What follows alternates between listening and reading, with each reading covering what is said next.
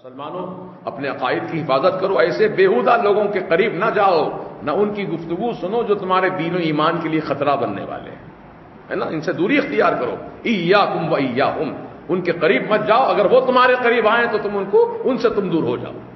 سلامتی ایمان کی اسی میں ہے۔ اب مثال کے طور پہ کوئی وہابی آپ سے دوستی کرنا چاہ رہا ہے،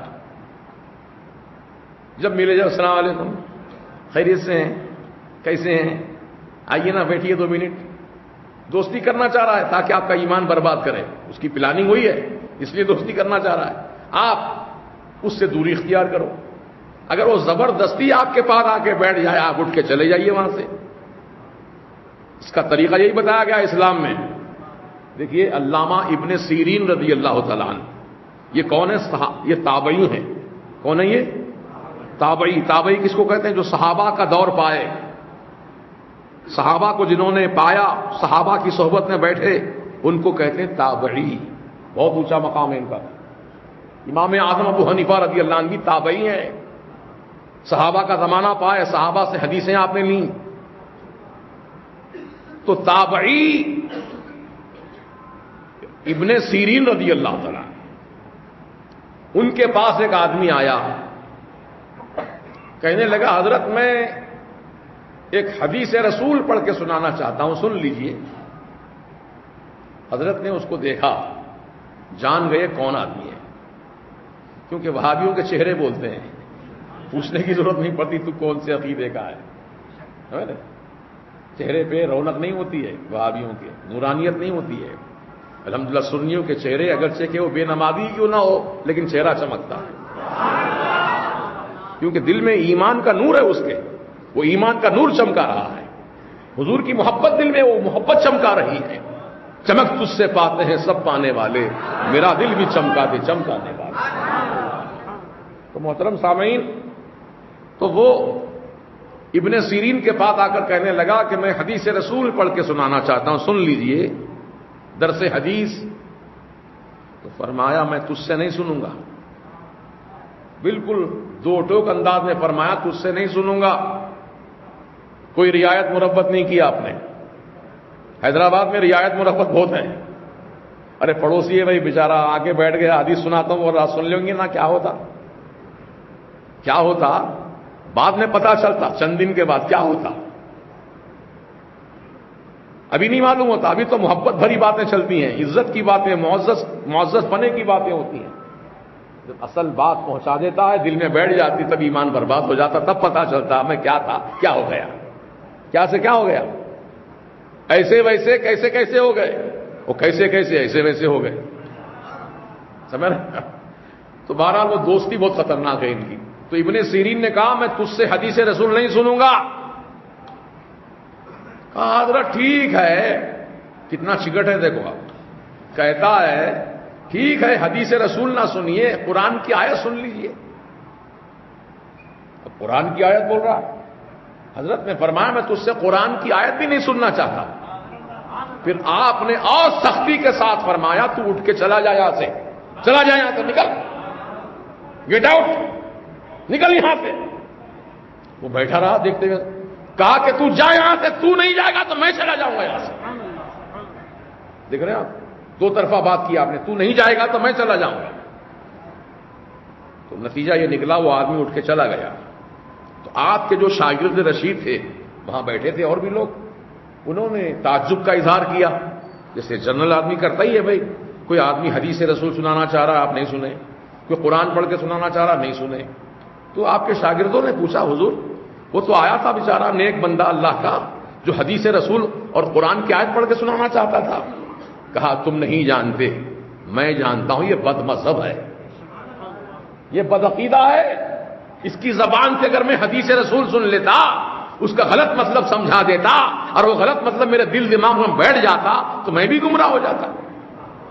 قرآن پڑھتا، قرآن کی غلط تفسیر بیان کرتا اور میرے دل دماغ میں تفسیر بیٹھ جاتی، غلط تفسیر، میں بھی گمراہ ہو جاتا۔ اس لیے میں نے پرہیز کیا، میں قرآن پڑھتا بھی ہوں، سنتا بھی ہوں، لیکن اس کے ذریعے نہیں سنوں گا، کیونکہ میں جانتا ہوں یہ بد مذہب بد عقیدہ آدمی ہے۔ سمجھ میں یہی بات آپ کو کلیئر کٹ۔ اس لیے وہابیوں سے دوستی مناسب نہیں ہے، ان کی قربت مناسب نہیں ہے۔ ان کی صحبت مناسب نہیں ہے، پرہیز کرو۔ اتنا سخت جملے آپ کو شاید ہی کوئی بتاتا ہوگا۔ الحمدللہ فقیر حق بولنے میں نہیں شرماتا۔ جو بات حقانیت کی ہے میرے تمام برادران اسلام کے سامنے پیش کرنا چاہتا ہوں۔ اب اللہ تعالیٰ اس کو توفیق دے گا، وہ بچے گا، ہے نا؟ کوشش کرنا تو اپنا کام ہے، توفیق کا ملنا یہ اللہ کی طرف سے ہے۔ لہذا ہم کوشش کریں جہاں تک ہو سکے، اپنے خاندان میں کوئی وہابی ہو گیا مت بلاؤ دعوت میں اس کو، نہ اس کی دعوت میں جاؤ۔ برا مانتا مان لے تو آپ کہیں گے رے مولانا کیسی بات کر رہے ہیں آپ، ہمارا رشتہ دار ہے، چچا ہے، تایا ہے، پھپھا ہے، نہیں جانا اس کے پاس۔ پھر کہاں جانا؟ پھر مانیں گے تو رشتہ دار ہے نا، سب سے تعلقات منقطع کر لینا۔ اکیلے رہنا دنیا میں، رہو اکیلے۔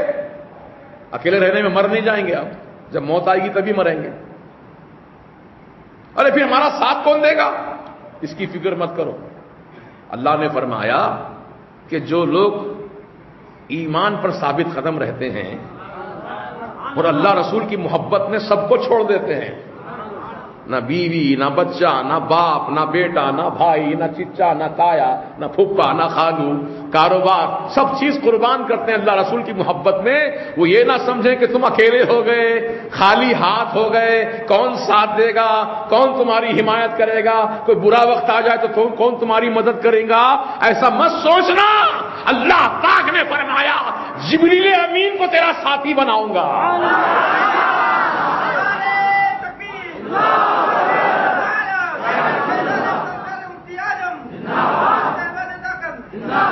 تو فکر مت کر، اللہ تعالیٰ قادر مطلق ہے، وہ جو چاہے کر سکتا ہے۔ جبریل امین کو، سید الملائکہ کو تیرا ساتھی بناؤں گا، تیرے ساتھ کھڑے رہیں گے وہ تیرے، تو اکیلا نہیں ہوگا۔ جبریل کی تائید تیرے ساتھ ہوگی، جبریل کی حمایت تیرے ساتھ ہوگی۔ اور جبریل کی حمایت کیوں ہو رہی ہے؟ اللہ کے حکم سے ہو رہی ہے۔ تو گویا اللہ بھی ساتھ ہے، جبریل بھی ساتھ ہے نا؟ نعم المولا و نعم النصیر۔ اللہ کافی ہے ہمارے لیے، کیا ہی اچھا وہ دوست ہے ہمارا، کیا ہی اچھا مددگار ہے اللہ پاک۔ ارے اس کی مدد جب شامل حال ہو جائے گی تو دنیا کی کوئی سورما طاقت تمہارا بال پیکا نہیں کر سکتا۔ اللہ کی قدرت پر یقین رکھو اور اپنے عقیدے پہ قائم رہو۔ یہ سب سوچنا دنیا داروں کی سوچ ہے۔ یہ دنیا دار سوچتے ہیں ارے انہیں کٹ گیا، انہیں کٹ گیا، محلے میں کوئی بھی ساتھ نہیں ہے، اکیلا پڑ گیا۔ ہو جاؤ اکیلے، اکیلے ہو جاؤ، کیا غم ہے؟ اللہ تعالیٰ مددگار کافی نہیں ہے؟ بولو جی، کافی ہے ہمارے لیے؟ حسبنا اللہ و نعم الوکیل۔ اللہ ہمارے لیے کافی ہے، کیا ہی اچھا مددگار ہے ہماری وکالت کرنے والا۔ محترم دوستو، یہ چند مفید باتیں ہیں، اس کو گرہ سے باندھ کر رکھو۔ پتہ نہیں آگے چل کر آپ کو کوئی یہ باتیں بتائے گا یا نہیں بتائے گا، کچھ پتہ نہیں، لیکن فقیر نے اپنی دینی ذمہ داری کو پورا کیا اور آپ کے سامنے ہر بات کو کھول کر بیان کر دیا۔ اب یہ فکر میں نہ لانا کہ کون میرا ساتھ دے گا، جبریل ساتھ دینے والے، اللہ ساتھ دینے والا ہے۔ بولو انشاءاللہ، جبریل ساتھ دینے والے، اللہ ساتھ دینے والا ہے۔ اور کیا چاہیے ہمارے لیے؟ اس کی مدد مل جائے تو میاں کیا ہے؟ ارے آپ جانتے ہیں جنگ بدر میں 313 مسلمان تھے۔ کتنے تھے؟ 313۔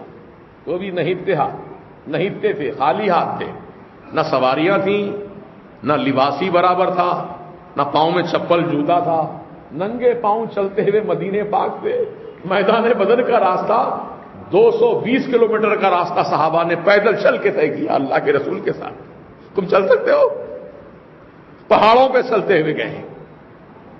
جب بدر کے میدان میں پہنچا یہ فقیر گزشتہ ربیع الاول شریف کے موقع پر، پہاڑ ہے پورے مدینہ شریف سے جو پہاڑوں کا سلسلہ شروع ہوتا ہے میدان بدر تک، بلکہ میدان بدر سے اور آگے نہ جانے کہاں تک چلا گیا سلسلہ، پہاڑ ہے، راستہ نہیں ہے، اب راستہ بنا ہے، سڑک بنی ہے، پہاڑ توڑ کر راستہ بنایا گیا۔ پہلے زمانے میں کیا تھا؟ ایک پہاڑ چڑھو پھر اس کو اترو، پھر دوسرا پہاڑ چڑھو پھر اترو، اس طریقے سے لگاتار پہاڑیاں ہیں۔ تو میرے آقا اور صحابہ کرام ان پہاڑیوں کو طے کرتے کرتے چلتے چلتے میدان بدر میں پہنچے تھے۔ 313 تھے، رمضان کا مہینہ ہے، چلچلاتی بھی دھوپ ہے، اللہ اس کے رسول کی محبت کو سینے میں رکھ کر صحابہ کرام جب میدان بدر میں پہنچے، میرے آقا نے اپنے صحابہ کی حالت دیکھی، رب تعالیٰ کی رحمت کو للکارا، آپ نے پکارا، کہا مولا آج مٹھی بھر مسلمان تیری محبت میں پیدل چلتے ہوئے میدان بدر تک پہنچے ہیں۔ یہ کافروں کا لشکر جرار 1000 کی تعداد میں ہے، پورے مسلح ہے مالک، ہمارے پاس نہ کھانے کو کھانا ہے، نہ پینے کے لیے پانی ہے، نہ ہمارے پاس سواریاں ہیں، نہ ہمارے پاس ہتھیار ہیں، مولا آج ان سے مقابلہ کرنا ہے ہم کو، اگر تو نے آج ہماری مدد نہ کی تو دنیا میں تیرا نام لینے والا پھر کوئی باقی نہیں رہے گا۔ حضور نے اس طرح دعا مانگی رب کی بارگاہ میں، رب تعالیٰ کی رحمت کو جوش آ گیا، رب تعالیٰ نے مسلمانوں کی مدد کے لیے 5000 فرشتے جبریل علیہ السلام کی قیادت میں روانہ فرمائے۔ قرآن میں تفصیل موجود ہے، اٹھاؤ قرآن کا مطالعہ کرو۔ 5000 فرشتے آئے اور جبریل علیہ السلام اس تمام فرشتوں کی فوج کی سپہ سالاری فرما رہے ہیں۔ تو صحابہ نے جنگ کے دوران ایک آواز سنی، یا ہیزوم یا ہیزوم، آواز آ رہی ہے، آواز دینے والا نظر نہیں آ رہا لیکن آواز برابر آ رہی ہے۔ اور صحابہ کہتے ہیں کہ ہم کسی کافر پر وار کرنے والے تھے، ہمارے وار کرنے سے پہلے دیکھا وہ کٹ کے ڈھیر پڑا ہوا ہے، کٹ گیا، وہ 2 ٹکڑے ہو گیا، ہم حیرت میں ہیں کیا ہو رہا ہے۔ تو میرے آقا جو غیب جاننے والے سرکار ہیں، حضور کے سامنے جب سارے واقعات بیان کیے تو میرے آقا نے فرمایا وہ جبریل کی آواز تھی جو اپنے گھوڑے پہ سوار ہو کر آئے تھے، وہ تمہارے ساتھ شانہ بشانہ ہو کر وہ کافروں پہ حملہ کرتے جاتے تھے۔ سبحان اللہ، دیکھا آپ نے، یہ مدد کل بھی تھی، آج بھی ہو سکتی ہے، صبح قیامت تک ہو سکتی ہے۔